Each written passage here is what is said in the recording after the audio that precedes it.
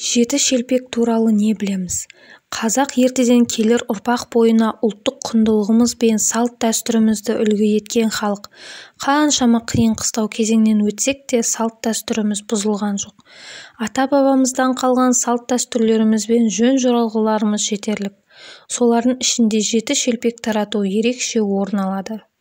Жалпы бұл қайдан шыққаны туралы нақты ақпарат жоқ. Ежелден келе жатқан аңыз әңгімелерге қарап, пайғамбар дәуірінен бастау алғанын білеміз. Ендігі бір аңызда жеті шелпектің қауіп-қатерден сақтайтыны былай айтылыпты. Ертеде бір аңшы болыпты. Ол қыран құсты баулап саятшылық құрады екен.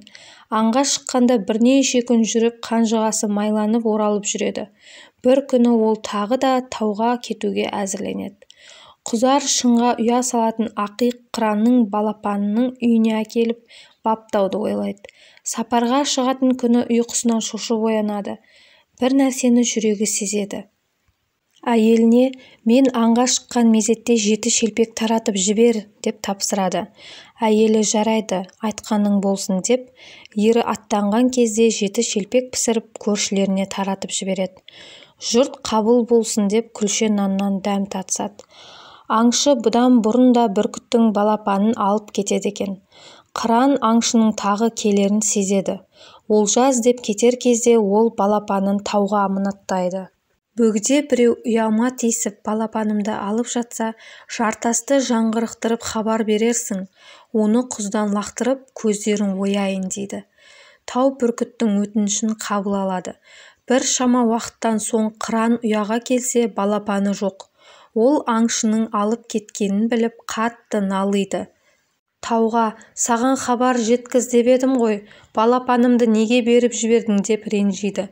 Тау, мен саған хабар бергім келген, бірақ аңшы балапаныңды алып жатқанда жеті күш жеті жағымнан басып тырп еткізбеді.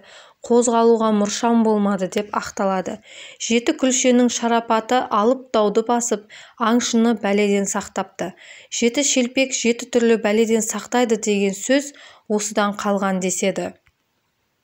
Әрине, осыдан кейін барлығымыздың ойымызға жеті шелпек неге жетеу деген сауал келеді. Шелпектің жетеу болуы жайлы аңыз оңтүстік Қазақстан өңірінде жақсы сақталған. Қазығұртта өмір кешкен Ысқақ Қожа есімді әулие кісі болған. Ол ел жұртын адамгершілікке, арлылыққа, ізгілікке шақырып, зұлымдықтан тыйып отырады екен. Ысқақ Қожа дүниеден өткенде баласы Исмайыл Қожа әкесін жерлеп 40-на дейін бейсенбі күні жеті шелпек пісіріп халыққа таратады. Bir күні одан біреу тақсыр, неліктен жеті күлше таратасыз?